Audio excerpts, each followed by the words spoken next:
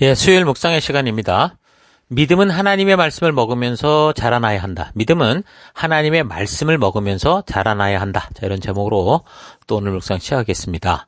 자, 어제까지 우리는 베드로전서를 살폈는데 오늘부터는 이제 베드로후서를 살피도록 하겠습니다. 그러니까 베드로후서는 베드로전서가 적혀지고 한 3, 4년 후, 그러니까 그가 순교하는 어떤 AD 68년경 어라운드에 그런 죽기 전에 이제 적혀진 것으로 봅니다. 그러니까 베드로전서가 AD 64년 그 로마의 대화재 사건을 계기로 그 네로의 박해가 시작이 되면서 AD 68년 네로가 죽기까지 그 로마와 그 이 지역 주변에서 기독교인들을 향한 그 엄청난 그 네로의 그 박해, 만행들에 대한 소식을 듣고 이제 두려워하는, 그러니까 특히 이제 소아시아 지역 교회 성도들에게 적혀졌으니까 역사 기록에 의하면 베드로도 AD 68년에 순교한 것으로 보면 아마도 이 베드로 후서는 AD 한 67년 또는 68년, 아무튼 그 죽기 전에 적혀졌다라고 볼 수 있겠죠. 그러니까 베드로전서를 통해서는 우리가 외적인 고난들에 대해 성도들의 이제 태도와 가져야 될 그 소망, 바른 소망에 대해서 말을 했다면 베드로 후서를 통해서는 이제 내적인 환란, 즉 심각한 배교, 그런 혼란한 시기에 교회 안에서 이제 거짓 교사들이 가르치는 잘못된 것들에 대해서 책망하고 경고하고 또 잘못된 가르침을 바르게 잡는, 그래서 바른 방향을 잡는 그런 일을 합니다. 사도 바울의 서신을 참고할 때 우리가 기억나시죠? 거짓 교사들이 했던 일이 뭡니까?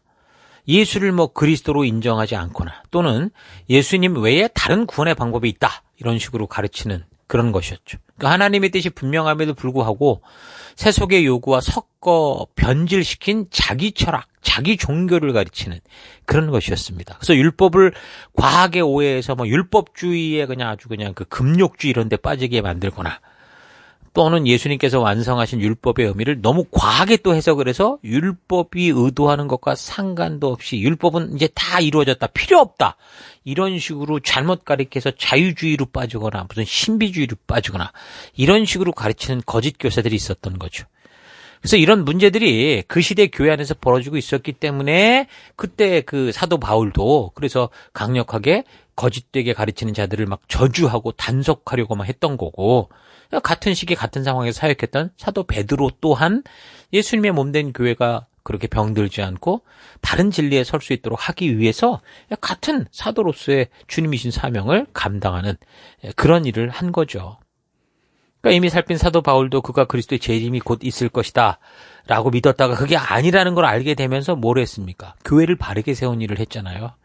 그가 로마에서 가택연금을 풀려나면서 그가 했던 일이 바로 그런 거였다고 그랬죠. 그래서 교회를 끝까지 사랑하고 그 교회를 올곧게 세워서 하나님의 나라로서의 하나님이 세우신 목적을 온전히 이루는 그런 하나님 나라로서의 교회 구조를 세우려고 했었는데, 사도 베드로 또한 같은 시대 같은 사역을 하면서 왜 이거를 몰랐겠습니까? 그러니까 같은 걸 깨닫게 되면서 올곧은 교회의 중요성, 이 복음의 중요성, 이런 것들을 알게 되고, 그래서 끝까지 교회를 말씀 위에 세우고자 하는 그런 것이 바로 이제 사도 베드로도 죽음에 앞서 마지막 성도들을 바르게 가르치고 온전하게 인도하기 위한, 그래서 택한 내용이 이제 이런 내용이죠. 베드로 후서의 내용인 거죠. 그러니까 방향성을 잡는 그런 내용이다라고 볼 수 있습니다.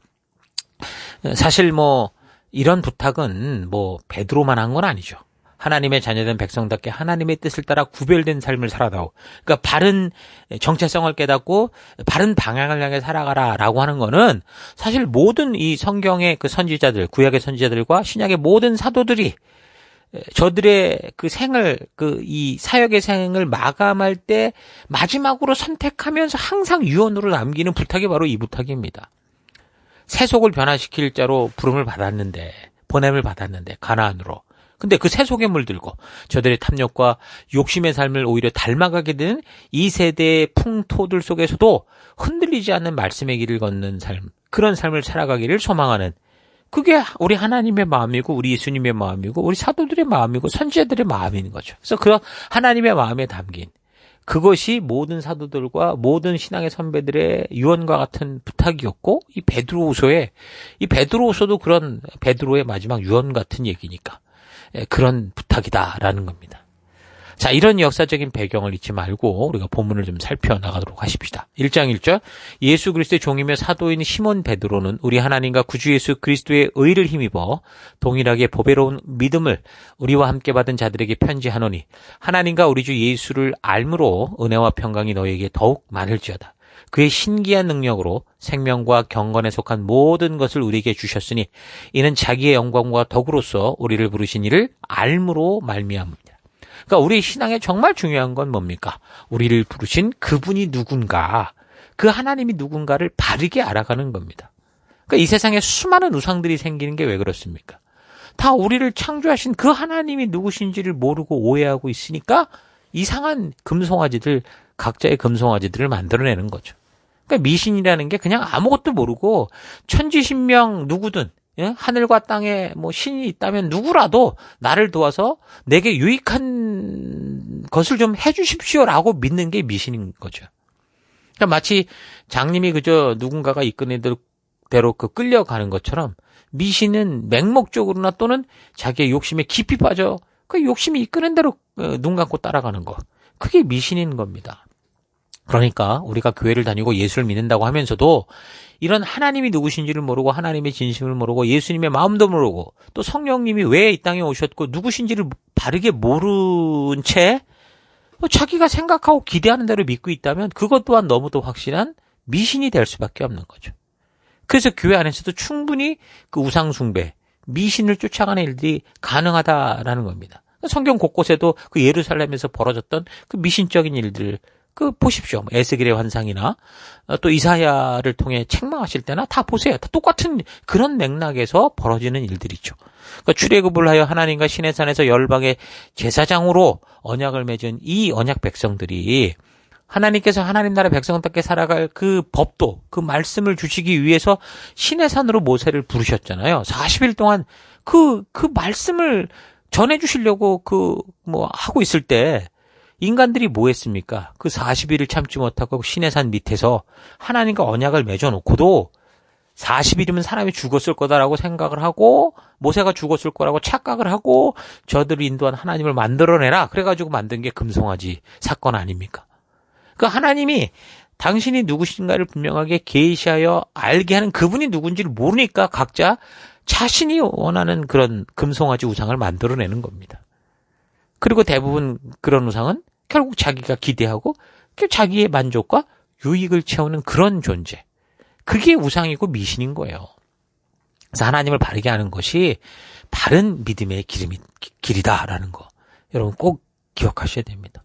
그래서 성경을 우리가 바르게 계시하여 알게 하시는 그 하나님을 우리가 만나야 됩니다. 성경을 통해서. 어느 시대를 막론하고 그래서 가장 강한 교회들, 성도들은 어떤 교회요, 성도냐? 하나님이 누구신지를 이 계시된 말씀을 통해서 바르게 하는 교회. 이 말씀을 통해 바르게 하는 성도들이 그런 강한, 건강한 성도요, 교회가 되는 겁니다. 오늘날 교회들이 진실한 복음을 가지고서도 그런 하나님의 진심이 담긴 성경을 가지고서도 왜 이렇게 미신적이고 샤머니즘적인 그런 일들을 교회 안에서 하고 있을까요? 그 답은 분명합니다. 바로 하나님이 누구신지를 바르게 모르기 때문이죠. 여러분들이 성경을 그래서 바르게 알아야 이단이나 거짓 교사들, 거짓 목회자들에게 맹목적으로 끌려다니지 않습니다. 성도가 강단에서 말씀을 전하는 목사에게 괜히 아무 일이나 딴지 걸고 시비 걸고 그럴 필요는 없지만 목사라는 사람이 강단에서 성경에도 없는 말도 안 되는 소리를 하거나 또 이상하게 성경을 비꼬 와서 얘기를 하는데도 하나님의 종이다 그러면서 따라가는 그런 짓을 하면 안 된다는 거죠. 그래서 성도가 되면 가장 먼저 할 일은 뭐냐? 성경 말씀을 바르고 빠르게 역사의 흐름을 따라 창조로부터 왜 예수님이 이 땅에 오셔서 십자가를 지셨는지 그리고 계시록의 새하늘 새 땅에 임하는 그 시기까지 그 자초지정을 우리가 알아야 되는 겁니다. 이렇게 전체가 보이지 않으면 작은 것에서 길을 잃고 2단, 3단으로 끌려가게 되는 거예요. 그리스도인들의 믿음은 거듭난 후에 반드시 말씀으로 바르게 성장해야 됩니다. 태어나고 끝나는 애가 어디 있습니까? 태어나고 바르게 성장해야 되잖아요. 똑같습니다. 그저 기독교인으로 탄생만 해서는 되는 게 아니고 탄생된 생명은 하나님의 말씀에 꼴을 먹고 성장하고 성화되어 성숙해야 됩니다. 그래서 예수 그리스도의 거룩한 성품에 참여하는 자가 되어야 하는 거죠. 우리가 처음 변화됐을 때 신분적으로는 완전한 하나님의 자녀지만 우리의 뇌가 새롭게 리셋이 되기 전에는 여전히 우리 안에 우리가 살아왔던 옛사람의 그 세속적 성품과 생각과 습관과 태도가 다 있기 있기 마련인데, 그래서 우리는 말씀 안에서 이 말씀을 먹으면서 디톡스를 해야 되는 거죠. 점점 성장하고 성화되고 성숙되어서 말씀의 꼴을 먹고, 그래서 옛사람의 태도와 습관의 거짓됨을 깨닫고 버리고, 그리고 하나님의 말씀, 그 뜻대로 살아가는 태도와 습관으로 가득 찬 신의 성품에 참여하는 자가 되어야 되는 거죠. 그러니까 말씀의 가치관으로 젖어 있는 사람, 말씀의 가치관으로 주도되는 사람이 되어야 된다라는 겁니다. 그래서 베드로 사도도 말하죠. 1장 4절. 이로써 그 보배롭고 지극히 큰 약속을 우리에게 주사, 이 약속으로 말미암아 너희가 정욕 때문에 세상에서 썩어질 것을 피하여 신성한 성품에 참여하는 자가 되게 하려 하셨느니라.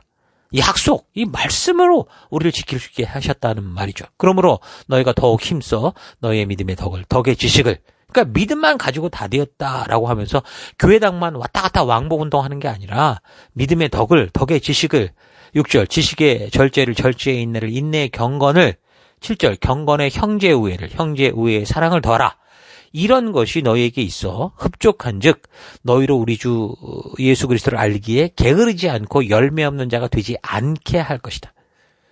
그러니까 우리 믿는 이들의 삶에 열매가 없는 이유는, 이 말을 거꾸로 하면 뭐예요? 믿음만 가지고 다 되었다라고 생각하기 때문에 열매가 없다라는 거죠. 우리의 믿음이라는 그 기초, 그 반석 위에 바른 교회를 건축해야 됩니다. 1장 9절. 이런 것이 없는 자는 맹인이라 멀리 보지 못하고 그의 옛 죄가 깨끗하게 된 것을 잊었느니라. 현대 성경으로 이걸 뭐라고 그랬냐면, 믿음만 있으면 그만이라고 여기고 더 이상 아무것도 추구하지 않는 사람은 맹인이다. 그렇게 얘기를 합니다. 그러니까 말씀의 바른 기초 위에 우리의 믿음의 집을 쌓아가지 않으면 우리는 어느 순간 옛사람의 모습으로 되돌아가고 만다라는 거죠. 그래서 개가 토한 것을 다시 먹듯이 그런 옛사람의 죄악된 삶을 다시 따라가는 그런 삶을 살아가게 된다. 예수를 믿고 홍해를 건넜으면서도 광야에서 죽어가는 사람이 될 수 있다라고 얘기를 하는 겁니다. 그래서 우리는 믿음을 가져야 되고, 우리의 믿음은 하나님의 말씀의 꼴을 먹으면서 자라가야 됩니다. 믿음에 더불어 하나님의 가치로 바르게 쌓여져야 영원한 천국을 향한 이 세상의 길에서 길을 잃지 않을 겁니다. 믿음이 말씀으로 건강해지지 않으면 당연히 이 세상에 보이는 그런 보는 것에 막 그 애정을 가지게 되고 그 욕심에 끌려 살게 됩니다. 하나님의 말씀의 가치로 우리의 본성을 다스리지 않으면 사탄은 우리의 욕심을 자극해서 우리 본성이 원하는 대로 육체의 정욕을 사랑하게 만들게 하는 거죠. 그래서 우리의 육체의 삶은 하나님의 말씀의 가치로 다스려져야 되는 겁니다. 우리가 살아가는 이 세상의 삶을 베드로는 장막의 삶이다, 텐트의 삶이다. 그러니까 야영하는 거다, 그렇게 말을 하는 겁니다. 육신의 장막이란 우리가 육체 가운데 사는 이 삶은 유한한 삶이다라는 것을 분명하게 말해주는 거죠. 우리가 살아가는 이 육신, 이 장막에 거하는 삶이 70년, 강건해야 80년, 의학을 통해서 돈 많은 사람 100년. 이게 전부입니다. 그 후에는 뭐가 있다고요? 영원한 심판이 있다. 자, 그래서 이런 사실 잊지 마시고 우리를 위해 준비하시는 영원한 삶을 우리가 소망하면서 오늘 각자 보내받은 삶의 터 곳곳에서 하루하루 이 말씀의 가치를 따라 승리하는 우리가 될 수 있기를 바랍니다. 자, 오늘 하루 나는 정말 잠깐 후면 하나님의 심판대 앞에 서는 날이 올 것이라는 이 실제성을 가지고 살아가고 있는지, 아니면 이렇게 그냥 살다가 죽는 것이 인생의 모든 것이라고 생각하고 있는지 차분히 좀 생각해 보십시다. 과연 이 세상의 삶이 우리의 모든 것일까요? 죽은 후에 계속되는 영원한 어떤 삶이 전혀 없는 것일까요? 사실 이건 누구도 대답할 수 없습니다. 죽은 다음에 돌아올 수가 없으니까. 그러나 오직 하나, 이 땅을 창조하신 그 하나님만 우리에게 이 사실을 이야기해 줄 수 있습니다. 그래서 성경은 분명히 우리에게 말하는데, 우리에게 죽음 이후에 분명한 영원한 삶이 있다라고 말씀해 줍니다. 우리에겐 영원한 삶이 있습니다. 우리가 믿든지 믿지 않든지 모든 인간들에게는 영원한 삶이 약속되어 있습니다. 우리가 생을 시작하는 곳은 바로 이곳, 바로 이 세상, 이 땅에서지만 그 이후 이제 우리가 영원한 지옥에서 살든 영원한 천국에서 살든 분명한 건 영원히 죽지 않으며 사는 건 확실하다는 거예요. 인간들은 영원한 삶을 사는 존재들이 분명합니다. 그래서 주의 말씀에 귀를 기울여야 하나님이 그의 백성들에게 알려주신 그 영생으로 가는 길, 말씀의 길로 따라가야, 그래야 영원한 삶을 지옥이 아닌 천국에서 보내는 그런 길을 걸어갈 수 있죠. 오직 믿음으로 구원을 얻은 이스라엘 백성들이 홍해를 건너 광야의 길에서 또는 가나안 땅에서 수도 없이 자기의 길을 가버렸다라는 거 기억하셔야 됩니다. 오직 믿음으로 구원을 얻은 우리가 홍해를 건너 사명의 땅을 걸어가는 우리 성도들이 오직 주의 말씀의 가치를 따라 천국 백성다운 그 법도를 따라 영원한 길을 향해 걷는 우리가 될 수 있기를 바랍니다. 믿음은 말씀을 먹어야 바르게 자라갑니다. 그 말씀이 바로 그 말씀 안에 길이 있기 때문입니다. 예수님께서 길과 진리 생명이 되시는 것은 그가 바로 하나님의 말씀이고 하나님의 마음이기 때문이죠. 그래서 우리가 믿는 백성으로 이 하나님의 말씀 안에서만 생명의 길을 만날 수 있는 겁니다. 믿음을 가졌다고 하면서도 세상의 것들만 듣고 본다면 결국 그 뿌리까지 썩는 일들이 생기고 말 겁니다. 각자가 선 곳곳 그 어느 곳이든 바로 그곳에서 나는 천국의 길을 걷고 있다라는 거 잊지 마시고 주의 말씀의 가치를 따라 참된 생명의 길을 걸어갈 수 있는 여러분 될 수 있기를 주의 이름으로 축원합니다. 오늘 하루도 힘내십시오. 잠시 기도하겠습니다. 하나님, 하나님의 진심과 뜻이 오직 성경 안에 있다는 사실을 듣기만 할 뿐 나의 삶 속에서는 그 하나님의 진심을 알기 위해 성경을 읽고 묵상하며 하나님의 말씀 앞에 나아가는 일들이 없는 것을 없던 삶을 회개합니다. 믿음은 하나님의 말씀을 먹어야 바르게 자라날 수 있다는 사실을 잊지 않고 오직 주의 말씀을 사모하며 더 많은 시간들을 주의 말씀을 듣고 보고 읽고 나누는 일에 사용하는 내가 되기 원합니다. 성경의 가치관을 따라 내가 보냄을 받은 곳에서 살아가는 그런 빛된 자녀 되기 원합니다. 하나님, 정말 말씀의 꼴이 아니고선 내가 온전히 잘할 수 없다라는 거 잊지 않고 날마다 주의 말씀을 사랑하고 사모하며 읽고 묵상하고 나누는 거룩한 길로 나아가기를 간절히 바라옵고 예수님 이름으로 기도했습니다. 아멘.